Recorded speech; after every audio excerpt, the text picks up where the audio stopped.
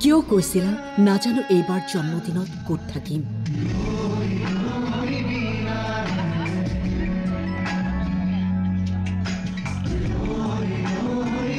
জুবিনৰ জন্মদিনৰ কেক কাটি শুকুখাই কান্দি উঠিল পত্নী কৰিমাকাৰ।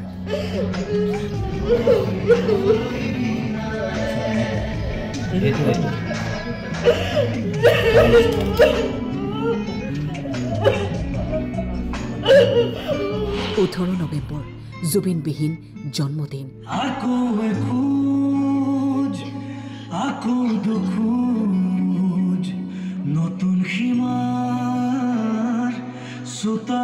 সময়বোৰ ঘূৰাই আনিব নোৱাৰিনে? বৰ কষ্ট হৈছে মানুহবোৰৰ। তোমাক ভাল পোৱা মানুহবোৰে বিচাৰি তোমাৰ কাষলৈ আহে।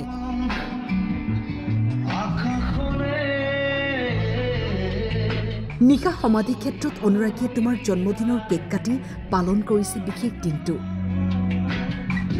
তোমাৰ অবৰ্তমানত এবুকু বিষাদ লৈ অসমবাসীয়ে উদযাপন কৰিছে উপজা দিন।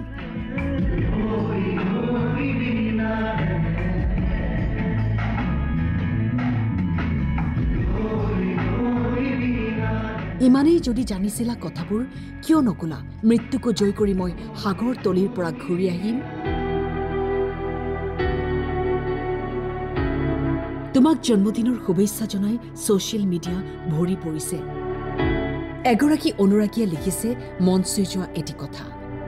আজি তমসা নদীৰ ঢৌবোৰে নীলিমক প্ৰশ্ন কৰিছে, আমিবোৰে ভুল কৰিলো নেকি? আন্ধাৰৰ হাঁহিবোৰে বিৰহত আৰ্তনাদ কৰি উঠিছে। অসীমৰ সীমাৰেখাডাল চিত্ৰিত কৰোঁতে ভুল কৰিলো নেকি? সময়বোৰ ক্ষিপ্ৰগতিত স্থবিৰ হোৱা বিন্দুটোৱে মৌন হৈ গণনা কৰিছে। মই নিৰ্ধাৰণ কৰা সময়তকৈ আগত হ'ল নেকি?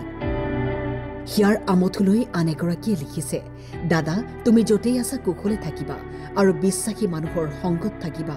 শূন্যতা কি তুমি অবিহনে আমি এতিয়াহে অনুভৱ কৰিছোঁ।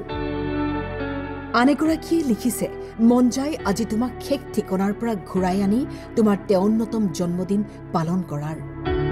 তুমি সুবাস অসমেৰে, তুমি পোহৰ যুগে যুগে। তোমাৰ পোহৰে সুবাস বিলাই যাওক প্ৰতিটো প্ৰজন্মৰ অন্তৰে অন্তৰে।